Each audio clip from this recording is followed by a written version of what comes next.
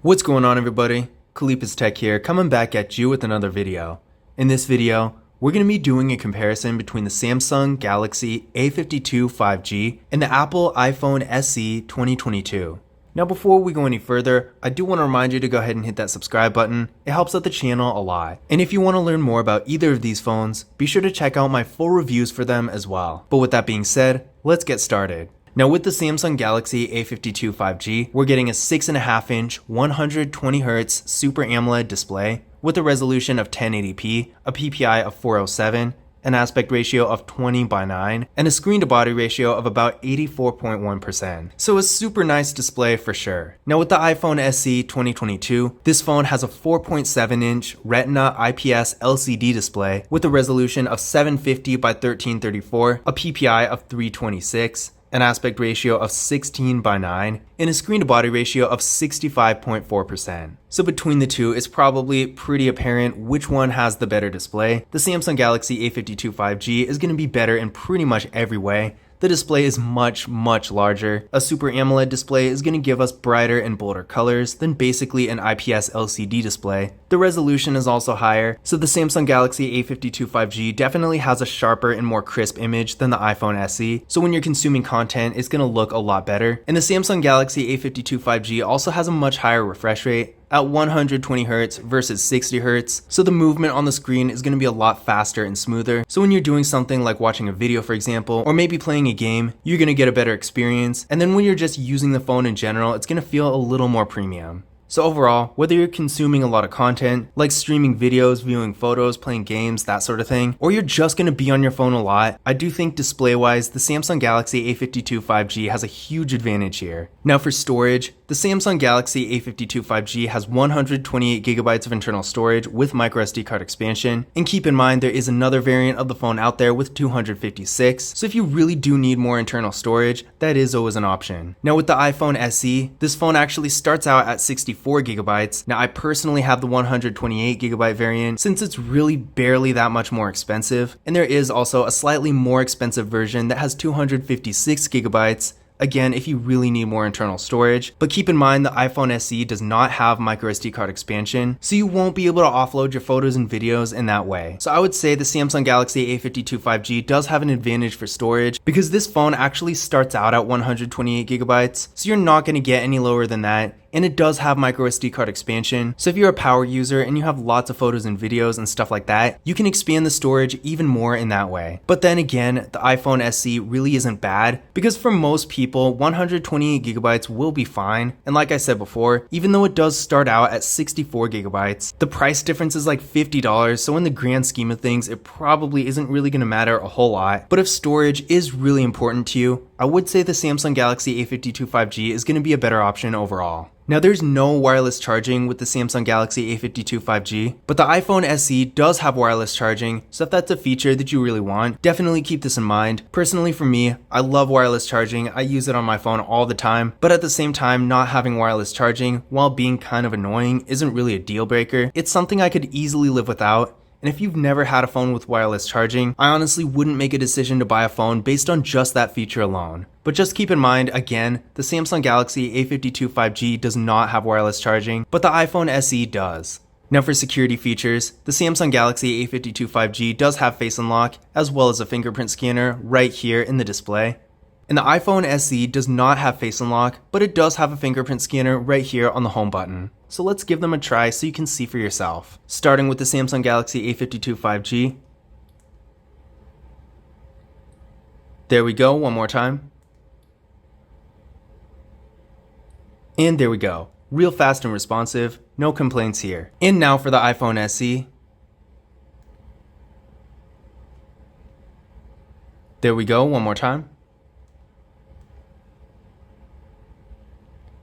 And there we go. So both of these fingerprint scanners work really well. And once again, I do want to remind you, the Samsung Galaxy A52 5G does have Face Unlock and the iPhone SE does not. Now taking a look at the camera setups here, with the Samsung Galaxy A52 5G, we got a hole punch design for the front-facing camera, looks real clean and modern. Definitely a big fan of this design, and this camera is 32 megapixels. Then on the back, we got a quad camera setup with a 64 megapixel main camera, a 12 megapixel ultra-wide camera, a 5 megapixel depth sensing camera, and a 5 megapixel macro camera. For video, this phone can shoot in 4K in both the rear and front cameras, but it is limited to 30 frames per second, which is kinda disappointing. But I guess unless you want to shoot 4K videos at a really high frame rate, it's probably not going to affect most people. Now with the iPhone SE, right up here on the top of the bezel, we got a 7 megapixel front facing camera. Then on the back, we just got a single camera, and this camera is 12 megapixels. Now one thing I do want to point out is that despite only having a single camera setup, the iPhone SE still does have portrait mode in the rear and front cameras, and it works pretty well. But as far as overall camera features go, by far the Samsung Galaxy A52 5G is going to be better because it not only has portrait mode too, but with this phone we're also getting a macro camera and an ultra-wide camera. So if you're taking lots of photos and you want a variety of different features, maybe you want to get really close-up detailed images, but at the same time you want wider angles for scenery pictures and stuff like that, then the Samsung Galaxy A52 5G is going to be a much better option. And in terms of quality, it's kind of hard to say. On one hand, the Samsung Galaxy A52 5G is really good for a mid-range phone, and for an iPhone, the iPhone SE really isn't the best, but in my experience, I feel like they're just about equal. And if you're taking lots of photos, I would say that in general, the Samsung Galaxy A52 5G is going to have an advantage for the most part, just because of how many more features it has. Now when it comes to video, it's a slightly different story. With the iPhone SE, we got a max quality of 4K at 60 frames per second in the rear camera, but only 1080p in the front. So this is a really small detail here, but if you want to shoot 4K videos at a high frame rate, then the iPhone SE is actually going to have an advantage here because it can shoot 4K at 60 frames per second,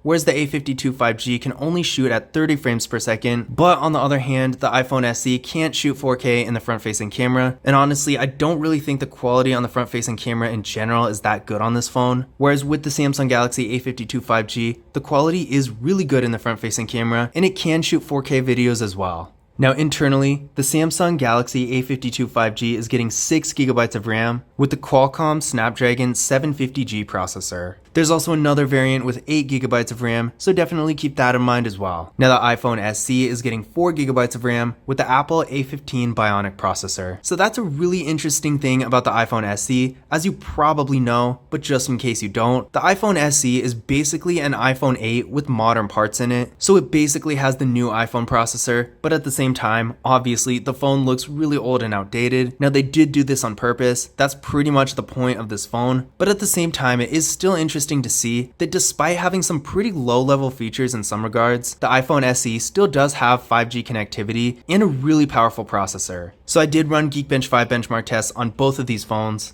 And with the Samsung Galaxy A52 5G, we're getting a single core score of 459 and a multi-core score of 1851. And with the iPhone SE, we got a single core score of 1729 and a multi-core score of 4619. Now this is interesting because on one hand, clearly the iPhone SE is more powerful by far, but on the other hand, the Samsung Galaxy A52 5G is not only pretty good as well, but I can realistically just imagine doing more on this phone just because the display is so much better. So if you're doing something like mobile gaming, even though the iPhone SE is going to be able to handle that stuff better, the display is just so small, I just can't imagine playing a high-end game and having a good experience. But on the other hand, even though the Samsung Galaxy A52 5G is not going to be able to handle that stuff as well, for most things, even like Fortnite for example, it's still going to be playable, maybe just not in a really high graphics mode, and it might be a little bit slower, but still, if you're going to do most types of content consumption, I would say the Samsung Galaxy A52 5G, despite not being nearly as fast, still might be a better choice. But then again, if you don't mind having a smaller display, or maybe you're just doing stuff like browsing the web and you want your phone to be really fast, then of course the iPhone SE does have a huge advantage when it comes to processing power. Now for battery, the Samsung Galaxy A52 5G has a 4500 mAh battery that supports 25 watt fast charging. The iPhone SE has a 2406 mAh battery that supports 18 watt fast charging. So quite a difference in battery size here, and I can tell you from experience, the Samsung Galaxy A52 5G does last a whole lot longer, and it does charge up quite a bit faster, although I will say, the way a lot of people use their phones nowadays, charging speed really isn't going to matter, because if you have your phone plugged in all the time, then you're really not going to ever have low battery anyway. But that being said, if you do want a phone with a lot of battery life, the Samsung Galaxy A52 5G is going to be a great option, whereas with the iPhone SE, probably not so much, although to give it credit, it is at least better than the previous iPhone SE.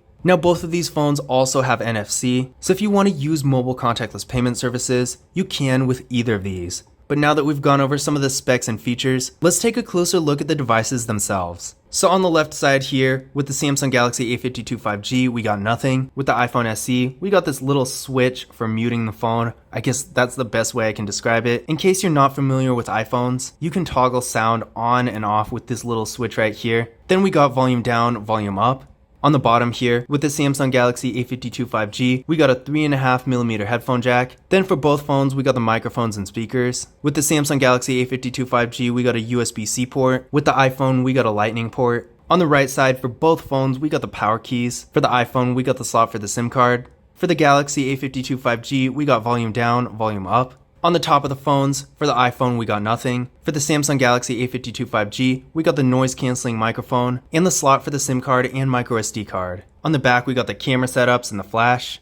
The Samsung Galaxy A52 5G has a nice matte finish, and the iPhone SE has a glossy finish, and even though it is a glossy finish, in certain lighting, it does look okay. Another thing that I once again do want to point out about the iPhone specifically is that this phone is one of the few remaining on the entire market that actually does have a physical home button, so if that is something you want, then definitely keep this in mind. But in conclusion, which of these phones is better? Now, on one hand, just straight up spec wise, the Samsung Galaxy A52 5G is probably going to be the best choice here, just considering the specs. In almost every way, this phone is better. It has more camera features, a much better display, better storage overall just because of the microSD card expansion, and the fact that it starts at 128GB and not 64. And there's also a much larger battery, and it just looks and feels a lot more modern. But on the other hand, the iPhone SE does have a much faster processor, and it can shoot 4K at a higher frame rate, at least in the rear camera. But the other thing to keep in mind is that these phones do have completely different operating systems. I mean, comparing Android to iOS is not always the easiest thing,